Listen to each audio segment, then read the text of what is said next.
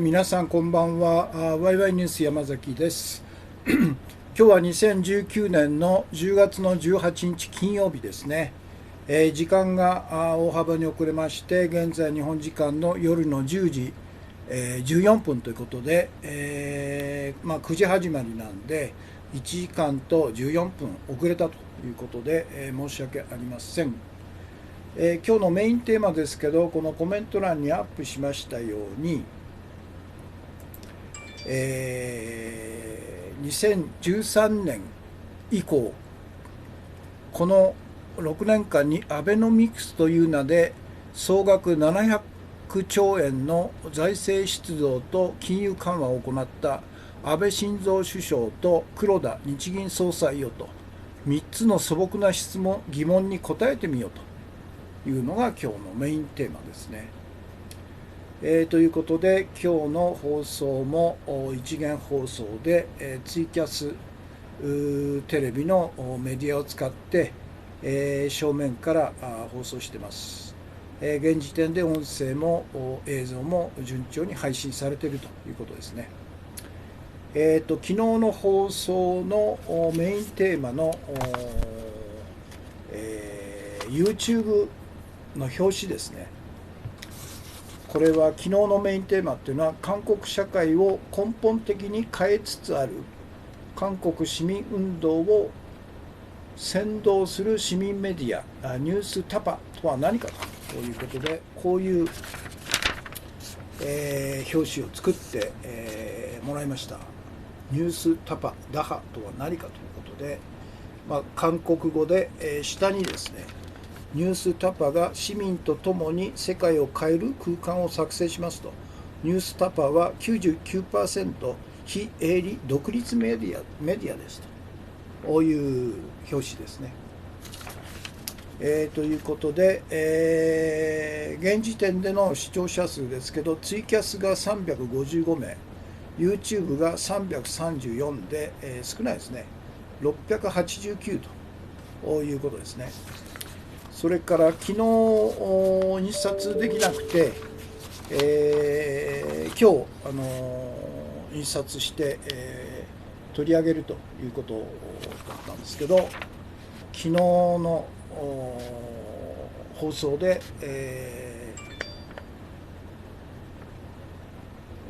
取り上げましたけど、香港の九龍で正体不明の男たちにハンマーで襲撃され民間人、人権陣営のリーダージミー・シャム氏ということで、これが直後のあれですね、ハンマーで頭を割られたということで、もう下手すると命に関わると、あるいは半身が麻痺するとか等々ですよね、ということです。そして2枚目の画像っていうのが、これ田中隆作さんの写真なんですけど、襲われて大怪我をしたジミー氏が収容された病院と刑事たちが慌ただしく動いてみせたということですね。なんかこの襲撃を井上貴子さんという人ですか、コメント、自分たちでハンマーで襲われた犠牲者を作った、20日に暴動を起こす口実を準備したアホな日本人はまだ周到に、騙された平和的デモだということで、これはこの井上貴子さんの主張なんですかね、あるいはこのツイッターのを紹介してるだけなんですかね、ちょっと分かんないですね。これがやらせだと、要するにこれを口実にして、大きな暴動を起こすんだという謀略であるというふうに、この人は言ってるんですよね。こういうコメントするっていうことは自分でそういうふうに、信じてるんでしょうね。アホな日本人はまだ騙された平和的デモだということで、これはちょっと違うと思いますよね、この人の主張はね。州帝の運動は CIA が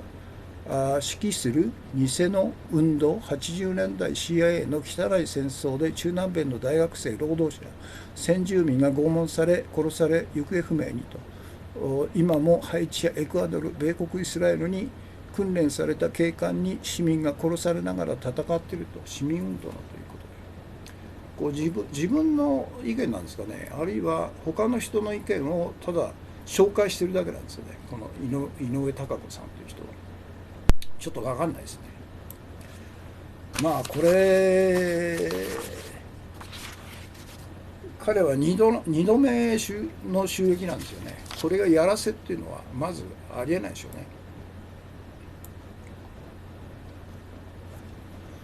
うね。ということで、画像ですね。この2つ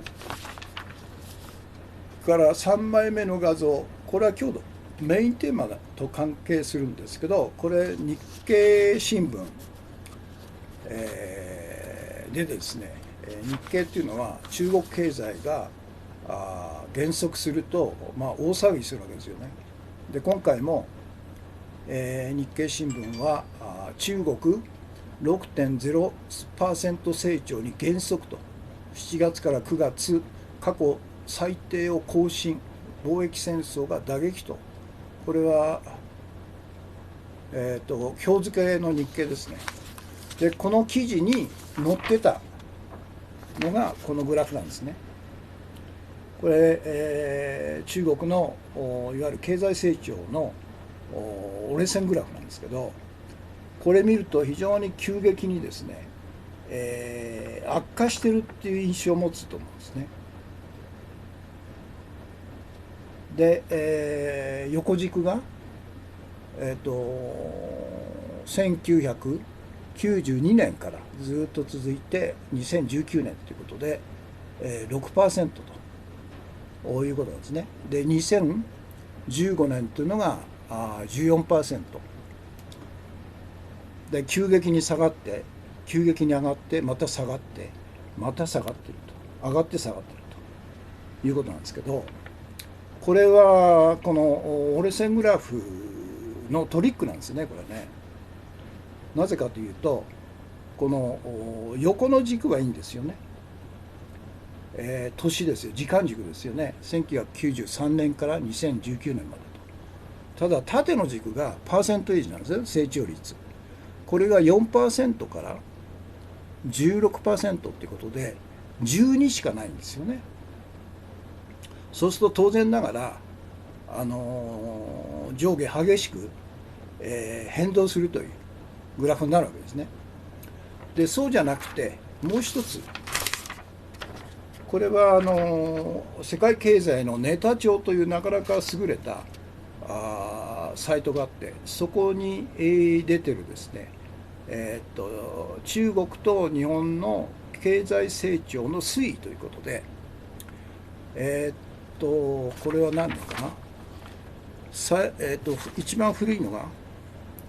1980年から2019年というかなり長いスパンなんですね。時間軸で縦なんですけど、縦がですね、これマイナス 10% から成長率プラス 20% ですから30のスパンを持ってるんですね。だからこのように折れ線グラフも急激な、こちらほど急激な折れ線グラフにならないですよね。自然の流れになるわけですよね。ですから日経新聞っていうのはこのグラフの縦軸を短くすることによって、あたかも中国経済がこのように乱高下して、6% まで、過去最低の成長率まで、いってんだというトリックなんですね、これね。騙されちゃいけないよということなんですね。で普通のグラフだったらこういうグラフなんですよ。で上が中国で下が日本ということなんですね。ということで、今日の画像っていうのが4枚なんですね。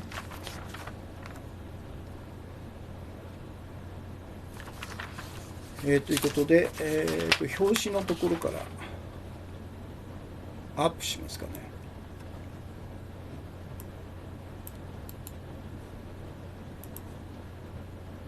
ニュースタパ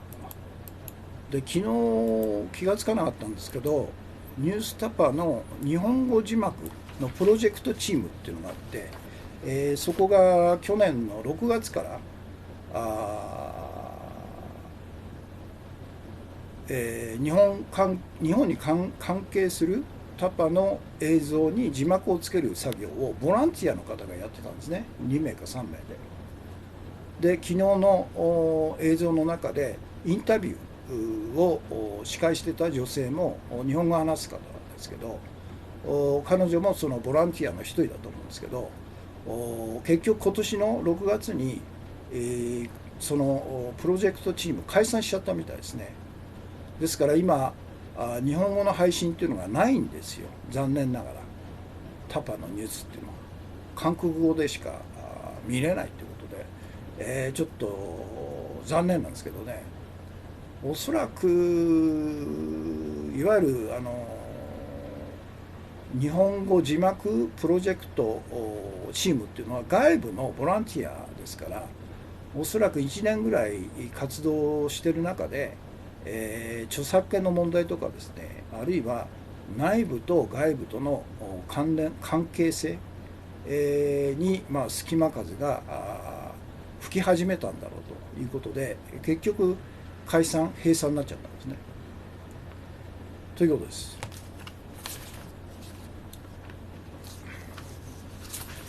それで昨日の放送の視聴者数、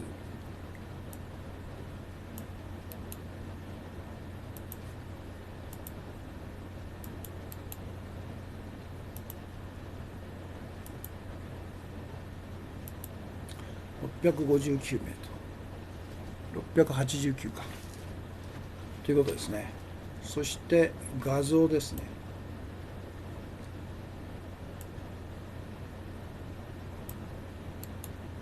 ハンマーで頭を狙うっていうのも完全に殺人ですよね。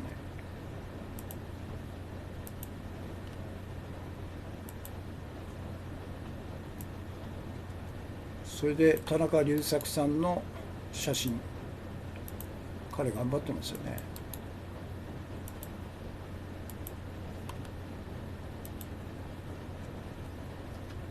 そして中国の経済成長は鈍化しているという日経新聞のグラフなんですけど、これは騙されちゃいけないよということでね、さっき言いましたように縦軸を短く取ってるから、このように急激な乱高下みたいな感じで、表現されちゃうんですよね。で、普通の縦軸であれば、これ縦軸がマイナス 10% からプラス 20% の範囲で、取ってますんで、いわゆる経済成長の乱高下がですね、自然の流れになってるんですね。これが当たり前なんですよ。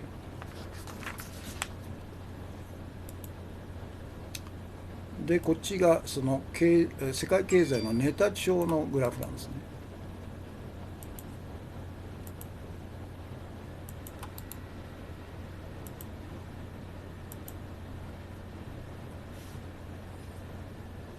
そうですよね。襲われた人は助かってもくも膜下出血とか下半身不随とかっていう重傷でしょうね。それを狙ってるんですよね。頭をハンマーで、ね、狙うっていうのはもう殺人ですよね。ということです。今日の画像でしたね。そして今日の映像、これはあれなんだ、タパのですね、日本関係、パク・チョンヒと岸信介の新書というニュースタパの2015年11月12日放送のYouTube 映像なんですね。韓国 KBS 放送不可ということで、この2015年というのは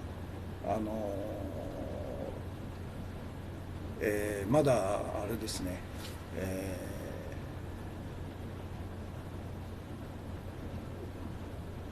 韓国の、報道界が政治介入されて弾圧され、解雇された人たちがたくさん出た中で、ニュースタパがですね2012年できたんですから3年後ですよね。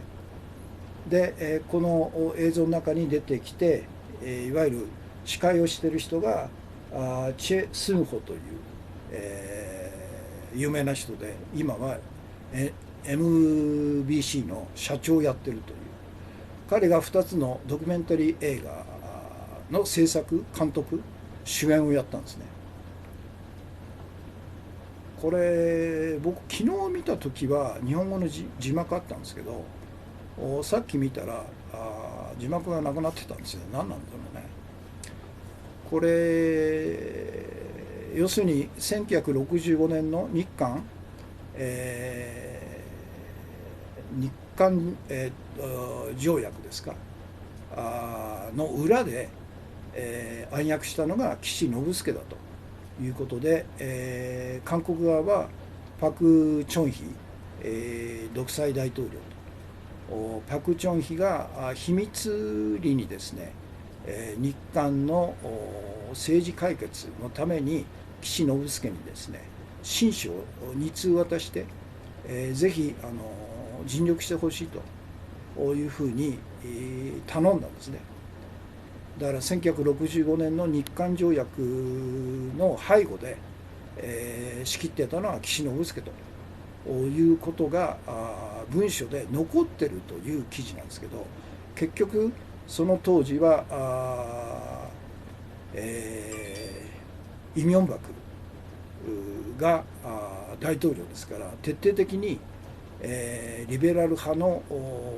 KBS とか MBC とか等々のジャーナリストを弾圧して解雇させた時なんですね。ですからこのパク・チョンヒと岸信介の新書に関しても KBS の現場は取り上げて放送しようと思ったんですけど、結局、韓国 KBS の経営陣に、差し止められて放送できなかったというのが分かったっていうんですね。ニュースタパの取材で分かったという内容がこのニュースタパの YouTube 映像で伝えていることなんですね。これ日本語の字幕が昨日見た時があったんですけどね、他の YouTube なんですかね。これちょっと一応韓国語が分かる方ぜひ、見て、ください。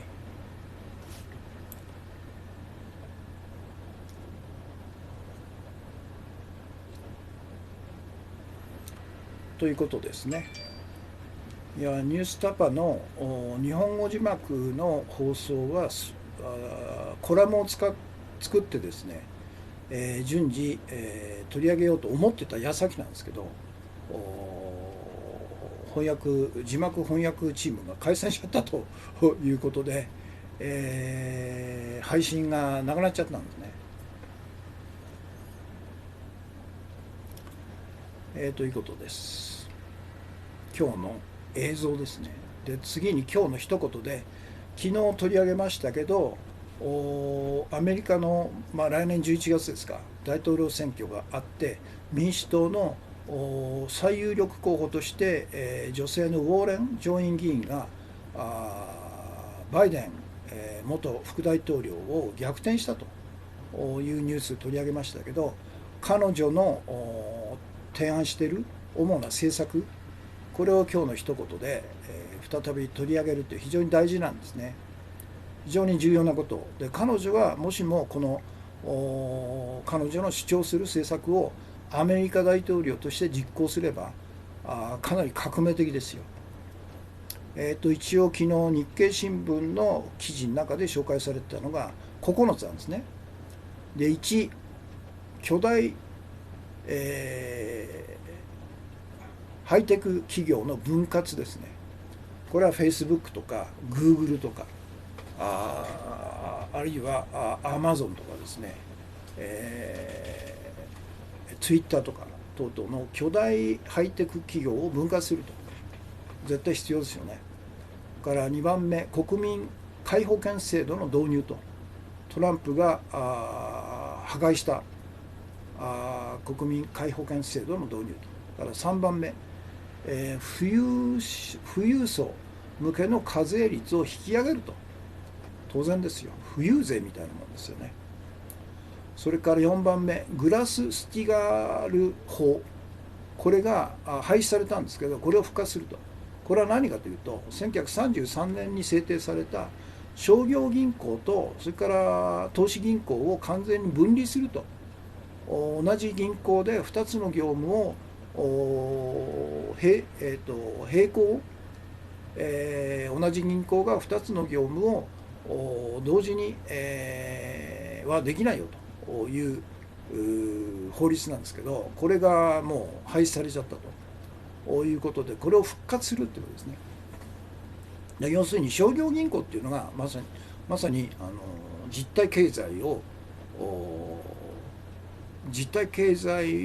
の銀行なんですね。で投資銀行っていうのはまさに金融経済の株とかデリバティブとか国債とか債券とか社債とか等々のいわゆる金融商品を扱うと。これが一緒になると巨大な銀行になっちゃうということなんで、これを分けるというグラス・スティーガル法と、これを復活するというのは絶対必要ですよね。それから最低賃金を2倍に引き上げると。おそらく1500円とか1800円になるんじゃないですかね。から6番目、シェールガスの採掘を禁止すると。シェールガスは採掘によって地震が起こったり、洪水が起こったり、液状化現象が起こったり、するわけですよね。から7番目、防衛費の削減と、これはいいですね。8番目、有給の産休制度の導入と、アメリカにはないんですよね。アメリカに有給休暇制度もないんじゃないですか。バカンスっていうのはないんですよね、アメリカね。それから産休もないんですよね、有給の。ひどい国ですよね。国民皆保険もないと。何々尽くしですよね。から9番目、アグリビジネスの分割と。これも巨大企業ですから、食を独占している巨大企業を分割すると。この9つ。そしてできたらサンダースが言ってるように、アメリカの学生が背負わされている学生ローンを金融経済に課税することによって、政府が全て、引き受けるという、これも入れてもらいたいですよね。それと銃規制の強化、あるいは銃そのものを禁止すると、全面的に禁止するというところまで、ぜひやってもらいたいですよね。ということです。だから彼女が大統領に当選するか、トランプが2期目でまたとんでもない、政治を行うかっていう、アメリカおよび世界に直接関わる非常に大事な大統領選挙でしょうね、来年の11月。彼女にぜひウォーレン上院議員に勝ってもらいたいですね、是が非でも。でこれが今日の一言ですね。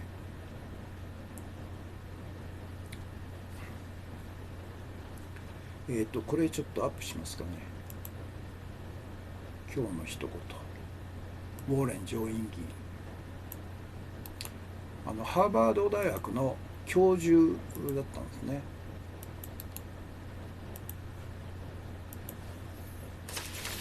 昨日彼女の写真を紹介したと思うんですけど、ウォーレンさん、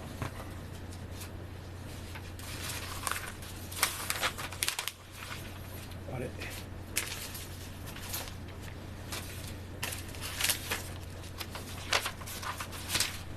これか、この人です。この人、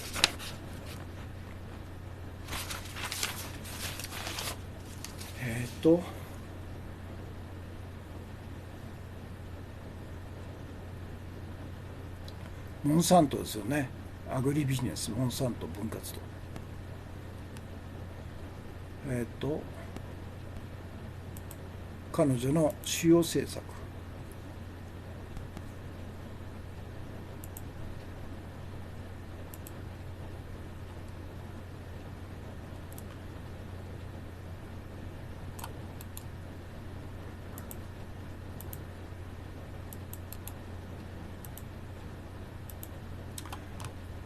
これですね。それから最低賃金を倍にするという、特に若い人なんかには絶対的な支持されるんじゃないですかね。ということです。そして今日の注目情報ですけど、これ伊藤詩織さんのおそらく3作目のドキュメンタリー映像なんですね。これはなんかショートフィルムという、おそらく彼女が主催している、サイトですね。クリエイターというサイトがあるんですね。ここに、映像とから文章が全部見られるということで、ぜひ見てほしいんですけど、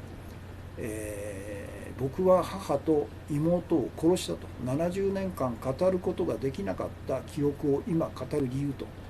いうことで、現在80歳の満州に小さい頃移住した男の人がですね、結局日本が敗戦となって満州から引き上げると中で、幼子の妹を毒殺して殺したと。そして母親も弱って、弱った母親も毒を持って殺したっていうことを彼は80歳になるまでずっと誰にも語らなかったんですね。そして、このドキュメンタリーの中で彼女は語り始めて、そして、集会なんかでも自分の悲劇を語り始めた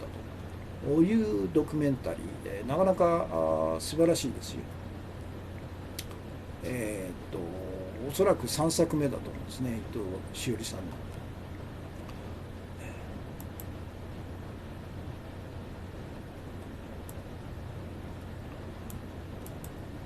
これ今タイトルとから URL がちょっと長いんで、2つ目のこ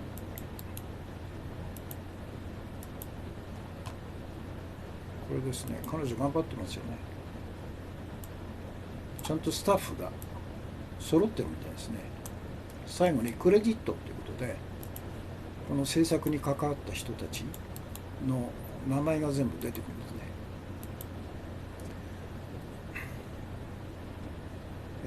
監督撮影伊藤詩織でしょ、プロデューサー伊藤詩織と岡村雄太、編集岡村雄太、井出真理子、エグゼキュティブプロデューサー金川優作か、それから音声効果浦慎一郎から字幕、日本を外から学ぶ学習会の皆様ということですね。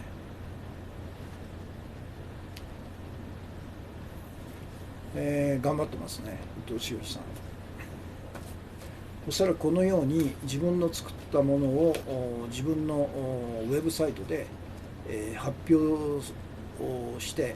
でそれをベースにして、世界の各地で行われるドキュメンタリー映画フェスティバル等々に作品を出して評価してもらうと、こういう地道な活動を始めたということでしょうね。今日の推薦本の朗読ですね。ジム・ロジャーズさん、今日は37回ですね。第3章、アメリカ、中国、朝鮮半島、これが変化の本質だということで、大麻ビジネス拡大はコロンビア経済成長の起爆剤というところです。2ページかな、3ページ、2ページですね。ここ読みますね。大麻ビジネス拡大はコロンビア経済成長の起爆剤と、先ほどウラジオストックについて紹介したが、もう一つ、今後20年から30年の間に世界で最も刺激的になる都市を挙げるなら、コロンビアの大都市であるメディジンを選ぶと。理由は簡単であると。コロンビアで、医療用大麻マリファナが合法化されたからだと。コロンビアの大麻ビジネスは今後大きなビジネスに発展することが予想され、経済成長の起爆剤となり得ると。大麻の栽培には12時間の日光と12時間の暗闇が好ましい。そして一定の気温も欠かせないと。メディジンは赤道付近に位置しているため、ちょうど昼間が12時間、夜間も12時間あると。山間部だから、気温も一定であり、大麻を栽培する上では最適な条件に恵まれていると。かつて、大麻が禁じられていた時代のコロンビアでは恐ろしい麻薬戦争があったと。違法薬物が国内に蔓延し、麻薬のカルテルによる目を背けたくなるような暴力行為も増加の一途をたどっていたと。政府とゲリラの対立も激化しており、経済の発展など望むべきもないと。それがコロンビアという国だったのだと。私が世界一周の途中にコロンビアに立ち寄った時は、首都のボゴダは反政府組織に包囲されており、街を行き交うたくさんの人たちは防護服を身につけていたと。美しく教養も豊かな人々が住む国なのに台無しだと思ったことを覚えていると。しかしあれから約20年を経て、コロンビアでは血生臭い争いは一掃されようとしていると。大麻の合法化を受けて、コロンビアでは栽培施設や販売店などが今後成長することだろうと。メディジンを訪れた時に、私はある将軍と話したのだが、彼はマリファナ農家としての新たな人生のスタートを前にして希望に目を輝かせていたと。彼はかつて大麻取引をしていた連中を投獄したり処刑したりしていたわけだが、もうそのようなことに人生の時間を浪費費やす必要もないと。将軍の他にもメディジンの人々はみんな興奮していたと。大麻の合法化によって巨万の富が築かれると知っていたからだと。メディジン、滞在は私にとっては確認に過ぎなかったと。大麻合法化がコロンビアに前向きな影響をもたらすことを私は確信したということですね。これはおそらくそうでしょうね。起爆剤なんでしょうね。そして明日、明後日ですね、来週の月曜日、次、変化の触媒を見つけるというところですね。今読んだところのタイトルだけアップしますね。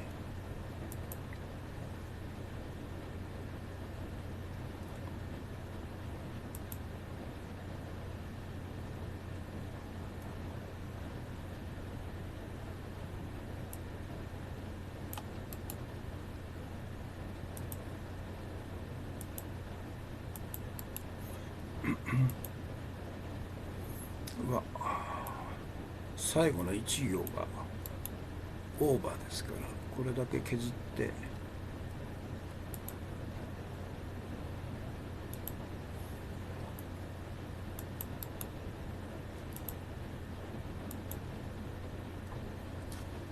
そして今日のメインテーマですね。2013年以降、この6年間にアベノミクスという名で総額700兆円の財政出動と金融緩和を行った安倍晋三首相と黒田日銀総裁よと3つの素朴な質問に答えてみよということなんですね。で、疑問3つの素朴な疑問に答えてみようと。疑問の1、この6年間に700兆円もの財政出動と金融緩和をした日本の経済成長率がなぜ下記のようにこれほど低いのかという素朴な疑問ですね。で、2013年の4月から始まったんですよね、アベノミクスっていうのは。黒田が日銀の総裁に就任してからですよ。で、2013年は 2%、2.0% なんですね。で、2014年 0.38%、2015年 1.22%、2016年 0.61%、2017年 1.94%、2018年 0.81%、で今年の予測、 IMF の予測 0.89% と700兆円もつぎ込んで、この低成長というのは一体何なんですかということですよね。なぜこれほど高いのか、低いのかということですよね。で、疑問の2、それじゃあこの6年間に安倍政権が国民から徴収した350兆円の税金と黒田日銀総裁が新たに発行した350兆円の日銀紙幣は一体どこに使ったのかと、この2人をと言ってみろと。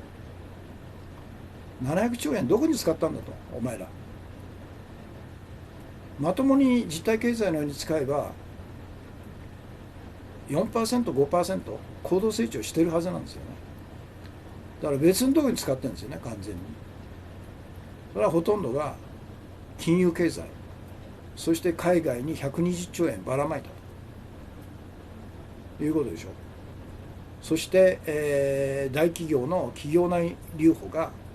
470兆円と、から株が上がると、あるいは国債が毎年100兆円規模の国債が発行されると、この辺に全部使われてるんですよね。だから金持ち大企業、そして金融経済と国債、株、デリバティブ、FX 等々。だから実体経済がこんな低成長でしかないんだということでしょうね。だから疑問の3、それじゃあこの6年間に日本みたいに700兆円もの財政出動と金融緩和をしてこなかった中国の経済成長率がなぜ下記のようにこれほど高いんですかと説明してみるよと。で、中国の経済成長率2013年 7.8% ですよ。日本は 2% ですよ。2014年 7.30%、2015年 6.9%、2016年 6.73%、17年 6.76%、18年 6.57%、で19年 IMF の予測だと 6% と。これはまあトランプが仕掛けた貿易戦争の影響で 6% になったということですね。なるという予想ですよね。でもなんでこれほど高度成長になるのと、アベノミクスも一切やってないのにと疑問ですよね。素朴な疑問ですよね。そして中国経済の減速しか言わず、日本経済の壊滅的な低成長を決して言わない日本経済新聞に聞きたいと。で、関連記事として、先ほどこのグラフが載ってた記事を、このグラフですね、このグラフが載ってた記事を私は取り上げたんですね。中国 6.0% 低成長、6.0% 成長に減速、過去最低を更新と、貿易戦争が打撃という、これ18日だ、今日付の日経新聞ですよ。じゃあこの記事には中国の2019年の経済成長予測が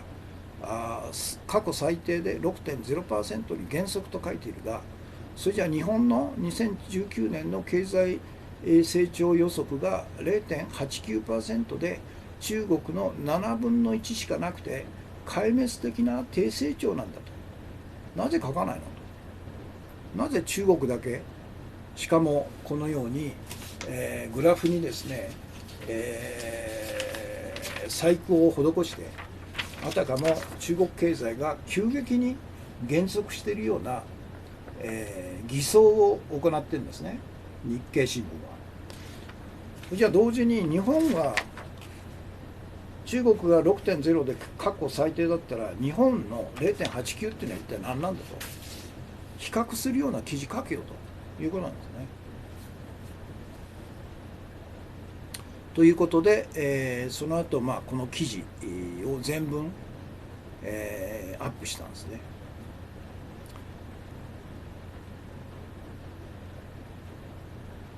ということで今日のメインテーマはそういうことです。だから700兆円の税金と、それから日銀が1万円札をすりにすって、国債を銀行から買い取ってるわけですよね。それが総額700兆円と。一体どこに消えちゃったのと、どこに使われたのかということを徹底的に追求しないと真相が分かんないということで、自然現象みたいになっちゃうわけですよね。だから確実に台風15号とか19号の大災害の結果を見ると、700兆円の一部でもいわゆる災害対策に使われてないと、ほとんど使われてなかったということが結果として分かるわけですよね。それじゃ一体どこに使ったのということで、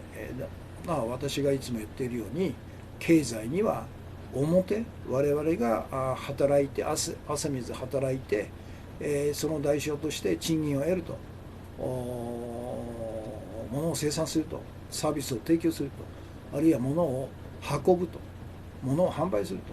物を消費するという実体経済、これしかない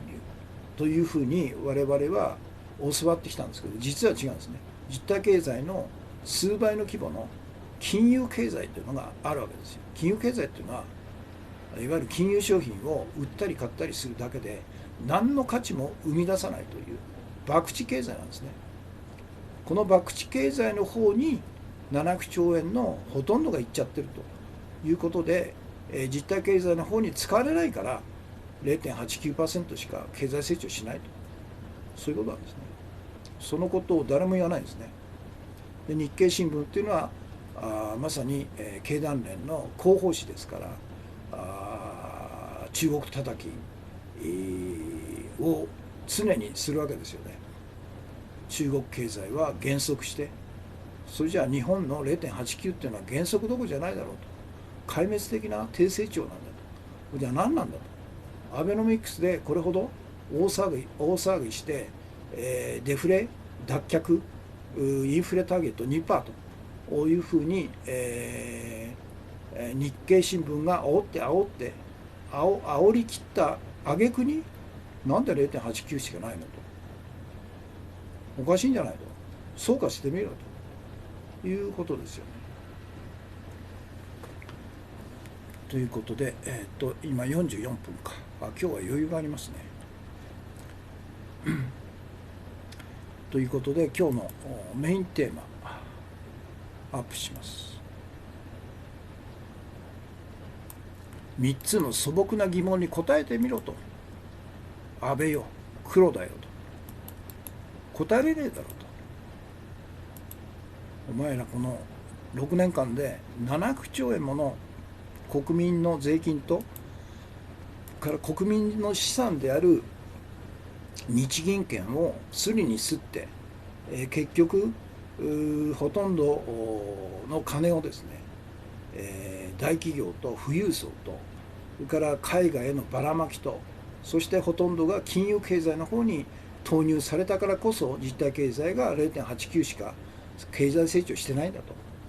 こういうことなんですよね。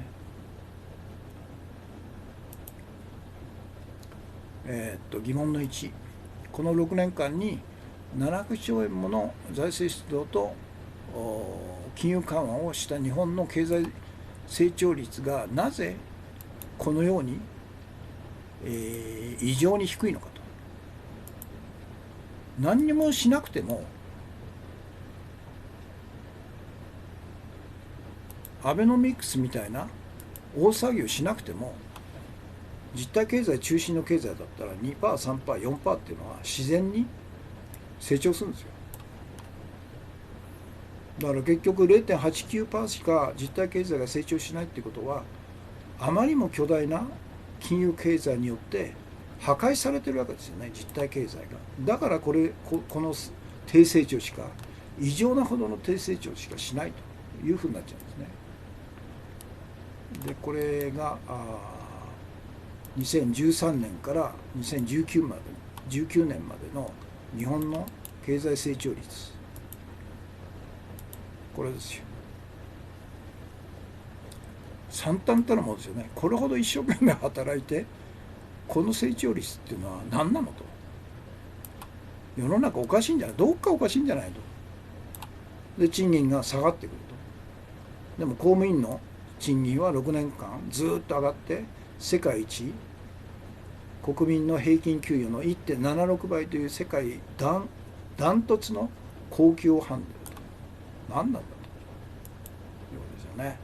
で疑問の2、この6年間に安倍政権が国民から徴収した税金350兆円とそれから黒田日銀総裁が新たに発行した350兆円の日銀券は一体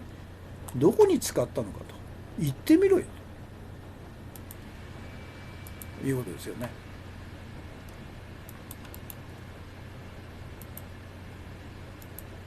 700兆円ですよ。だから日本は三等国にもうまっしぐらっていうのはこれですよ。原因は国民の富、国民資産が国民の実体経済とは関係ないところにどんどん使われてしまったと。要するに、強奪されて、どっかに持ってかれちゃったということですよね。だから疑問の3、これ中国ですね。アベノミクスみたいな700兆円の財政出動もないと、金融緩和もない中国で、なんでこの6年間これほどの高度成長が可能になったのと言ってみろよということですよね。で中国の経済成長、世界第2位の経済大国ですよ。後進国じゃないんですよ。これ立派な先進国ですよ。なぜかというと、金融経済が主流じゃないからですよ。金融経済が全くないということはないんですけど、実体経済が主流であって金融経済はサブであると。本来健全な姿っていうのはそうなんですね。なぜかというと、中国にはロシアの国際金融マフィアがまだ入り込んでないからですよ。中央銀行も中国政府が全部コントロールしていると、こういうことですよね。中国の経済成長 7.8、7.3、6.9、6.73、6.76、6.57、6.00 だからトランプの貿易戦争がなければ、6.5 とか6.7 とかいう今年の経済成長率でしょうね。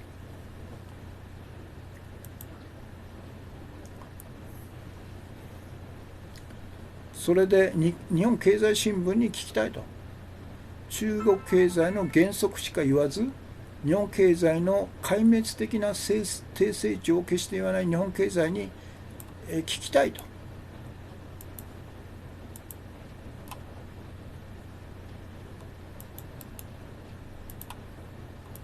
公開質問状ですよね、これね。で、この記事には中国の2019年の経済成長率予測が過去最低で 6.0% に減速と書いているが、日本の2019年の経済成長率予測が 0.89% で中国の7分の1で壊滅的な低成長と、なぜ書かないのと。なぜ日本の低成長のことを日経新聞は比較して書かないのと。なんで、中国の 6% に過去最低減速したということで、このようなトリックを使ってですね、グラフであたかも急激に減速しているような印象を与えるという、まさに謀略ですよね、これね。情報謀略ですよね。ここまでやるんですね、日経っていうのはね。本来だったら、本来のグラフだったら、縦軸を広く取れば、このように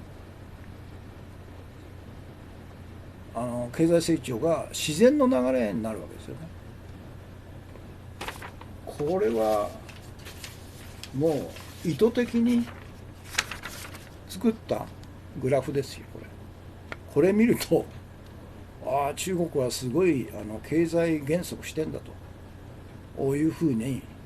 みんな思いますよね、これね。実際はこんな感じですよ。ゆったりと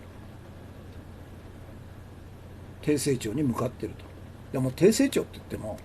6% ですからね。日本の7倍ですよ。日経は中国経済の減速書く前に、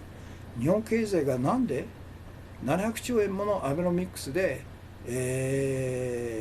財政出動と日銀による信用創造を行ったにもかかわらず、なんで 0.89% の経済成長しかできないのかっていう、その謎解きをですね、あんたたち経済の専門家だったらやってみるよということですよね。絶対やらないでしょうね。やれば金融経済の方にほとんどその資金がいっちゃったということはバレバレになるからということですね。で、日経のこの謀略的な記事、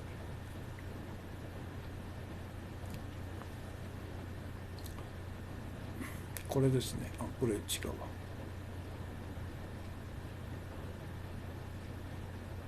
これだ。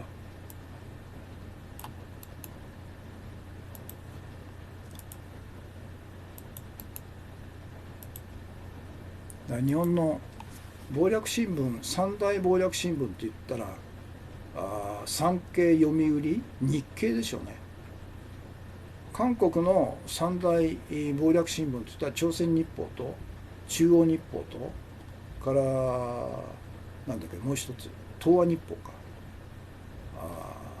っていうふうに言われてますけど、ということです。皆さんのあれが全然見れてなかったですね。土山純一さん、お茶爆10とコンティニューコイン2枚ですね。いつもありがとうございます。それから国民こそ主権者砂月さん、安倍政権では真似はできない政策と、これウォーレンさんのあれでしょうね。からキララカットさん、コンティニューコイン2枚ですね。そして砂月さん、アグリビジネス、ズバリモンサントです。モンサントのこと言ってるんでしょうね。アグリビジネスの分割っていうのはね。鍋ちゃんさん、コンティニューコインが1枚とお茶ですね。から翔さん、コンティニューコイン配信ありがとうございますと。それから砂月さん、事故からリハビリ、た湯川英二さん、滝川英二さん、滝川英二ドキュメンタリーそれでも前へという、リハビリのあれですかね。から襲われた人は助かってもくも膜下出血とか下半身不在ですよね。不随ですよね。それを狙ってんですよね。からオンオンテとアグネス朝と読むそうです。アグネス朝と読むんだ。まあ本物も偽物もいるでしょうと。から砂月さんがいつもアップしてくれてる初めてご覧の方へと、山崎氏のキャスは一言一行コメントが集団嵐行為があってから禁止と。このキャスの目的は情報の拡散共有、ご賛同ならツイッター連携で拡散共有お願いしますと。そうですね。それから砂月さん、今日のメインテーマですね。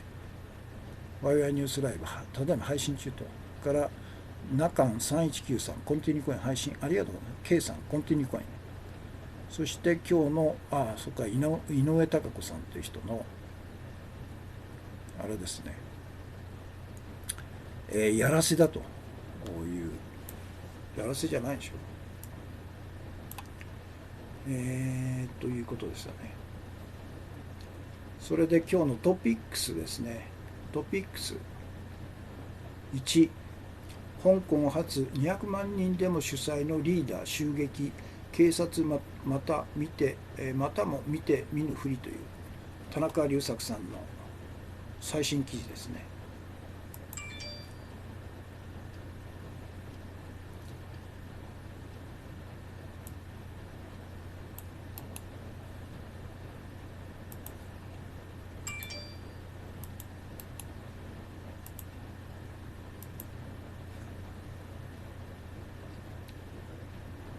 それからムーン・ジェイン大統領、検察改革を10月までに完成させ強力な監察案を報告せよという、すごいですね。10月17日ハンギョレ新聞、だから張長官が検察改革の具体案を提案して、その直後にあとは次の人にその実行を任せるということで辞任したことを受けてですね、ムン・ジェイン大統領自らが発破をかけたということですね。で、発破をかけた相手が検察庁の局長なんですね。イ・ソンヨン検察局長、それからキム・オス法務部次官、この2人を前にして、このように訓示したということで、彼がもう全面的に、臨時の法務長官になったというぐらいの気迫で、取り組んでるっていうことでしょうね。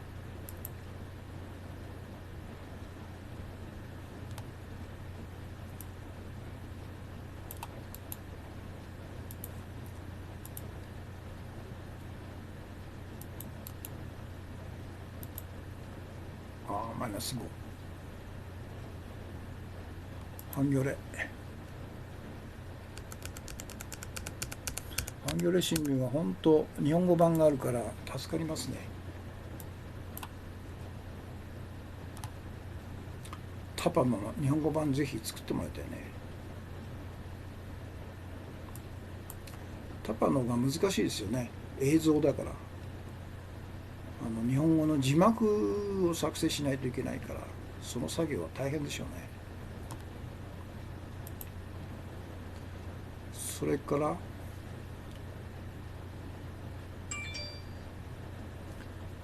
ユニクロの会長柳井さん、日本は最悪、韓国が反日なのは分かるという安倍政権に苦言を呈したということで、これは中央日報日本語版で昨日付ですね。ユニクロが結局安倍の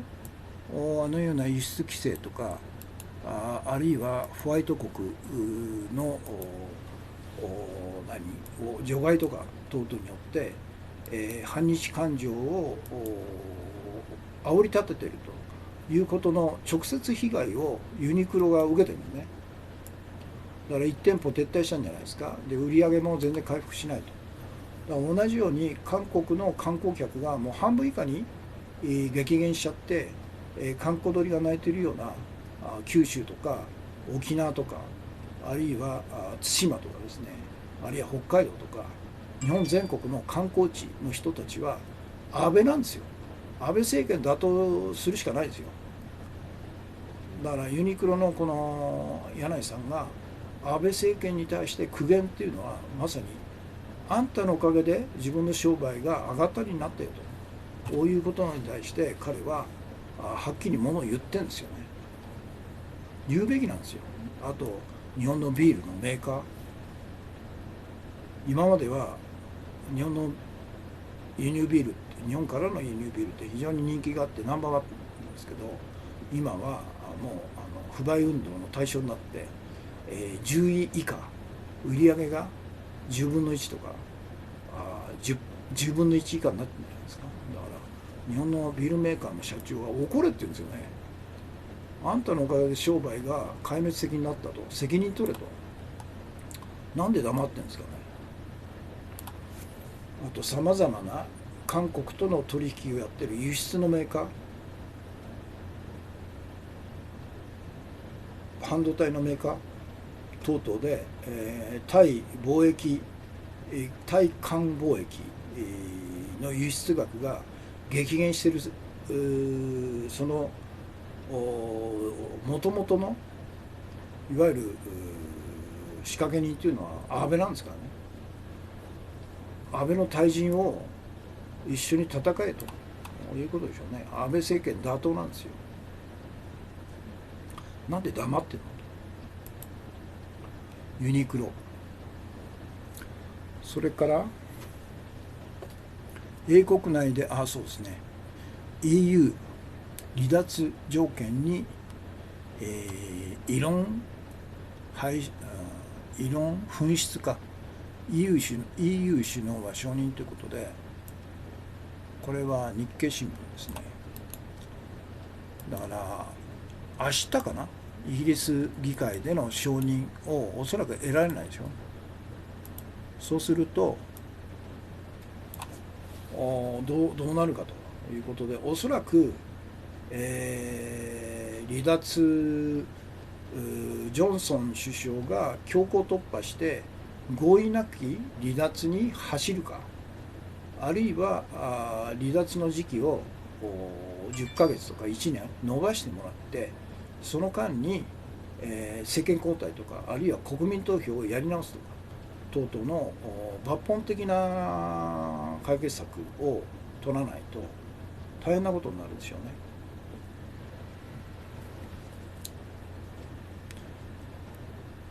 だからここ1週間が山ですよね。明日が山ですよね。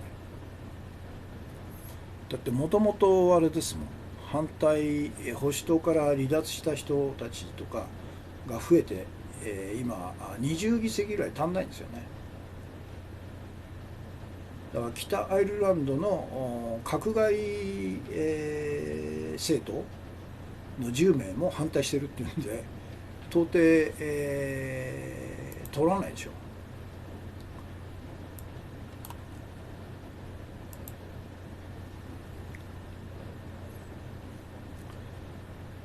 からこれハンギョレですね。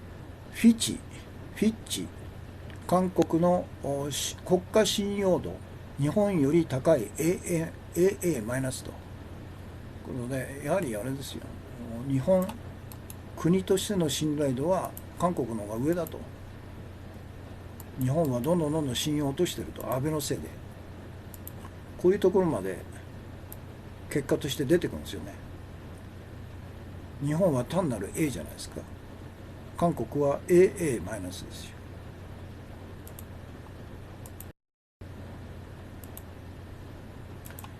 それと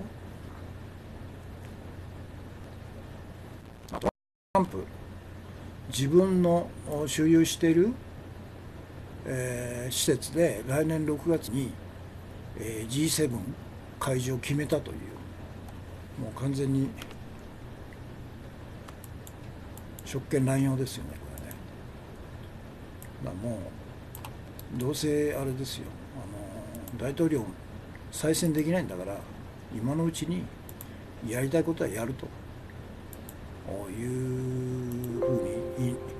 居直ってんじゃないですか、彼は。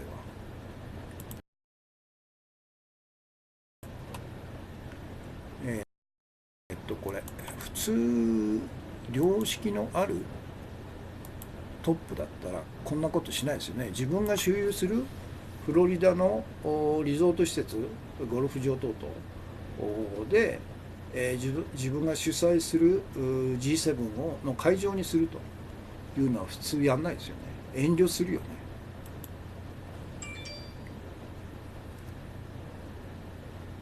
で、今日の重要情報、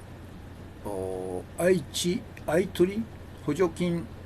取り消した文化庁宮田長官がアパホテル元谷代表とよいしょ対談と、アパが大好き、元谷代表は芸術家というとんでもないあれですね。これリテラですね。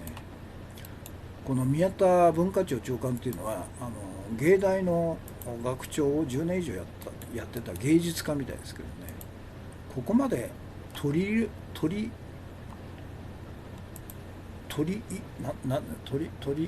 入るか。もうアパの代表の元谷なんていうのは日本会議の極右ファシストじゃないですか。ということで、時間が1時間7分、今日早いですね、23秒と、44名様、計149名様、コメントが40件ということですね。ということで、たくさんのコメントとたくさんのコンティニューコインとたくさんのギフトいただきました。ありがとうございました。ということで、今日金曜日ですので、明日、明後日お休みで、来週月曜日ですね、またよろしければ合流してくださいということで、9時から9時半の間に開始したいなと。今日はちょっと遅れまして、10時になっちゃいましたけど、できるだけ、早めにですね開始したいというふうに思ってますので、よろしくお願いします。どうもお疲れ様でした。今日の放送これで終わりです。